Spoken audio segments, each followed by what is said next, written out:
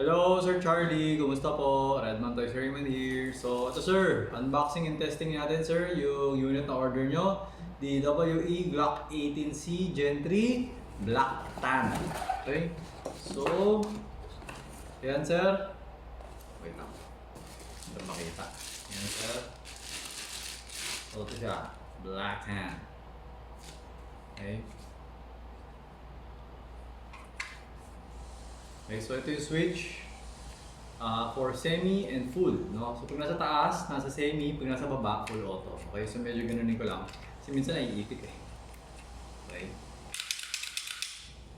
So kailangan testingin natin to make sure na hindi sumasabit yung trigger bar. Okay, so higpitan natin ang mag, okay? Para ito, medyo maluwag yung pinaka-cap. Hindi naman maluwag. Medyo. Kasi medyo na marami ikot ko eh. Okay? So, kargahan natin ng gas. Okay, hindi masyadong madami yung pumasok. Kasi nga, bago pa siya, no? So, mamaya kargahan na lang natin ulit. Okay, tapos lagyan natin ng BB. Since meron tong full oil, kailangan medyo damihan natin yung bala. Ayan. Dami. Okay? Okay. So, ito natin ang chrono. Okay?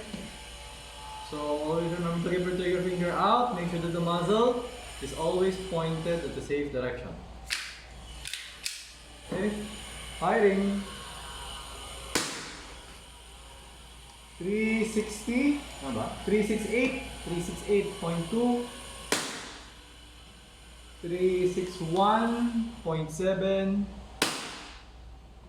355.7, and 349.7. Okay, so ngayon, switching to full auto. So, testingin ko muna burst mode, kung okay ba. Okay, gumagana. So, check natin kung ilan ang rate of fire saka kung ano ang average FPS. Wait lang. Kargaan ko lang konti para hindi tayo mabilib. Okay, game. Tingnan natin kung ilan ang rate of fire. Rate of fire! Nakuha ba natin? Yo, rate of fire 17.7. Average FPS is 315.5. Okay, so may bala pa to. Meron pa. Busin natin. Okay, nag-open chamber. Remove the magazine. Switch back to semi-auto. Hammer down. Okay, so ayan Sir Charlie, okay na itong unit mo. So ito pa ko na at ipapadala ko na siya sa inyo. Okay, so yun sir, thank you for your order. Until next transaction po, always remember to stay safe, stay great. Be good and be thankful always. God bless po sir. Bye-bye.